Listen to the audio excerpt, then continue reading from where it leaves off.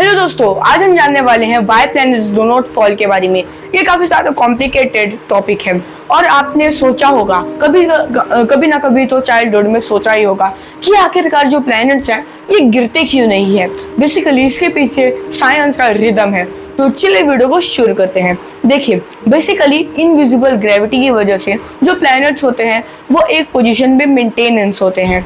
जैसे कि अगर जो अर्थ है वो सन के अराउंड घूमना चाहेगी तो वो अराउंड घूमेगी, क्योंकि सन की ग्रेविटी अर्थ को पुल कर रही है और अर्थ की ग्रेविटी मून को।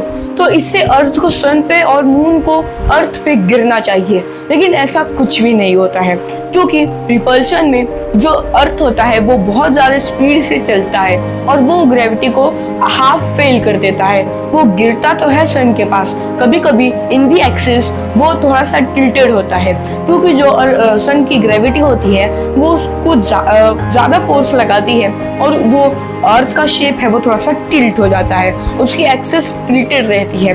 और फिर ये सब करने के बाद जो अर्थ होता है वो टिल्ट होकर एक्सिस होने लगता है। और जब एक्सिस के टाइम, रोटेशन के टाइम एक मूवमेंट ऐसा आता है जब वो काफी ज्यादा क्लोज आता रहता है सन के, तब हमें समर्स देखने को मिलते हैं, जो कि मई, जून और जुलाई के टाइम पीरियड में रहता है।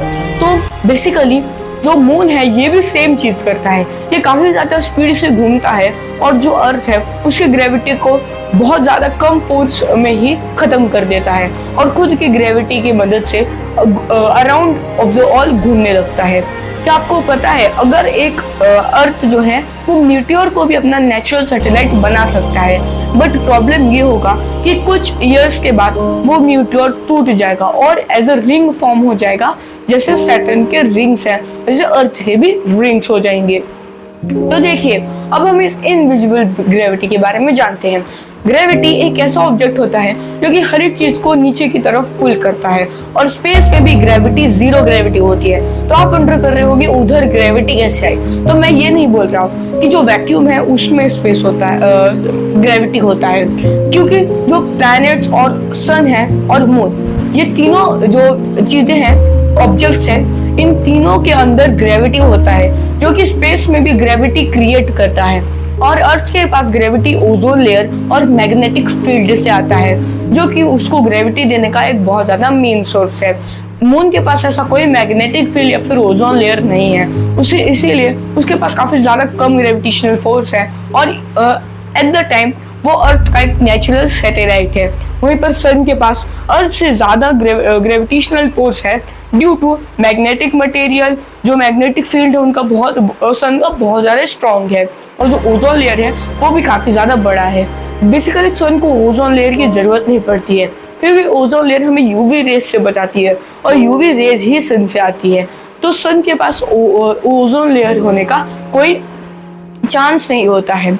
तो ये जो वैक्यूम होता है स्पेस में, ये ट्राई करता है कि अपने अंदर ग्रेविटी को, प्लैनेट के अंदर ग्रेविटी को बिल्कुल नहीं आना है। इसीलिए जो वैक्यूम है वो डिस्टेंस बना देता है इन प्लैनेट्स एंड अ सन। और अर्थ के इतने ज़्यादा फास्ट स्पीड होने की वजह से, जो कि 30 किलोमीटर पर आवर है, वो सन के अराउंड रिवॉल्व आराम से कर लेता है और फिर वो एक काफ़ी ज़्यादा स्पीडेड सर्कल ऑब्जेक्ट बन जाता है।